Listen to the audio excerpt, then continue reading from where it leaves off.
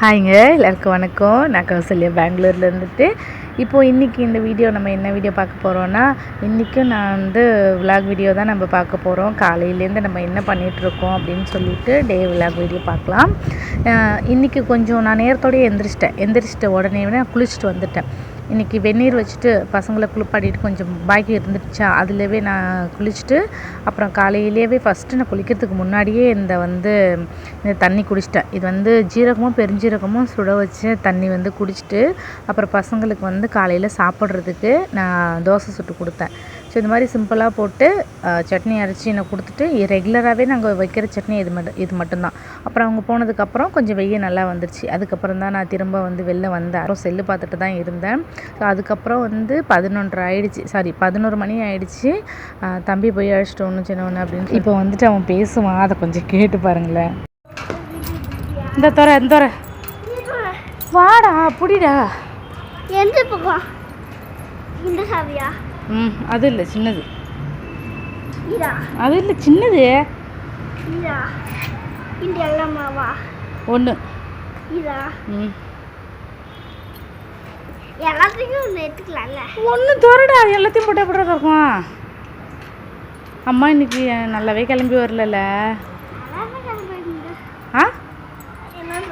நல்லா தானே கிளம்பி வந்திருக்கு அப்படின்னு சொன்னான் அங்கேருந்து வரும்போது. அதுக்கப்புறம் நான் மேலே உட்காந்துட்டேன். திரும்ப கீழே வாங்கினாங்க. எது கூப்பிட்றாங்கன்னு போயிட்டு பார்த்தா இந்த திராட்சை பழம் விற்றுட்டு வந்திருந்தாங்க. அதை வாங்கினாங்க. 50 ரூபா தான் 1 கிலோ அப்படின்னு சொல்லி விற்றுட்டு வந்திருந்தாங்க. நல்லா ஃப்ரெஷ்ஷாக இருந்தது, அதிகமாகவும் இருந்தது. அதுக்கப்புறம் துணி வைக்கிற வேலை இருந்துச்சு. துவைச்சி போட்டுட்டு கொஞ்சம் காய வச்சுட்டு அப்புறம் திரும்ப துவைச்சி போட்டுட்டு இதே மாதிரி வேலை பார்த்துட்டு இருந்தேன். அதிகமாக இருந்துச்சு கொஞ்சம். அப்புறம் காய வச்சுட்டு இந்த மாதிரி கொஞ்சம் தண்ணி சுட்டுனதுக்கப்புறமா அங்கே காய வச்சேன். ஏன்னா அந்த இடம் க்ளீன் பண்ணி தானே வச்சுருக்கோம். அதனால் நான் அந்த மாதிரிக்கு பண்ணேன். அதுக்கப்புறம் திரும்ப போய் வெங்காயம் கட் பண்ணி எனக்கு தோசை தான் வேணும்னு சொல்லிட்டாங்க சாயந்தர டைம்லேயும்.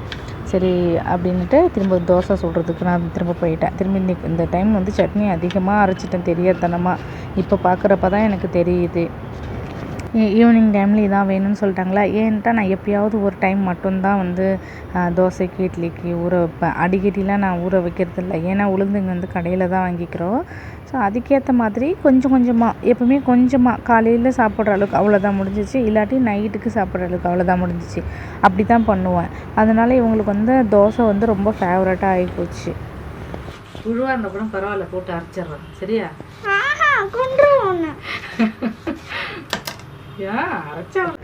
சும்மா காமெடி பண்ணிகிட்டு இருந்தேன். ஏன்னா இங்கே பெங்களூர் கிளைமேட்டில் தக்காளியிலலாம் புழு இருக்கும். அதனால எனக்கு தக்காளியே பயம் வந்துடுச்சு.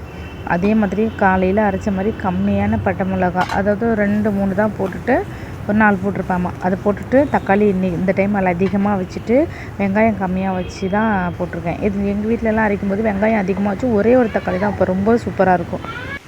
அது எப்படின்னா ரொம்ப சூப்பராக இருக்கும். அதில் கொஞ்சமாக இஞ்சி அதுக்கப்புறம் கொத்தமல்லி போட்டோன்னா சூப்பராக இருக்கும். இது நல்லா வதங்கி வந்ததுக்கப்புறம் ஃபஸ்ட்டு வெறும் வானலில் போட்டு வதக்கிட்டு அதுக்கப்புறம் எண்ணெய் ஊற்றி தான் அந்த மாதிரி நல்லா வதக்கிட்டு அதுக்கப்புறம் ஆற வச்சு அரைச்சிட்டு திரும்ப அதுக்கப்புறம் ஆற வச்சு அப்படியே அரைச்சிட்டு அப்புறம் எனக்கு தோசை ஊற்றி எடுத்துக்கிட்டு ஒரு ஆம்லேட் போட்டுட்டு நான் வெளில போய் உட்காந்து சாப்பிட்டுட்டேங்க. இன்றைக்கான வீடியோ இவ்வளோ தான். என்னோடய வீடியோ நீங்கள் டெய்லியும் பார்க்கணும் அப்படின்னா என்னோடய சேனலை சப்ஸ்கிரைப் பண்ணிக்கோங்க, லைக் பண்ணுங்கள், சப்போர்ட் பண்ணுங்கள். எதுவாக இருந்தாலும் கமெண்ட் பண்ணுங்கள், எதுவாக இருந்தாலும் திருத்திக்கிறேன். ஸோ அவ்வளோதான் இன்றைக்கி வீடியோ.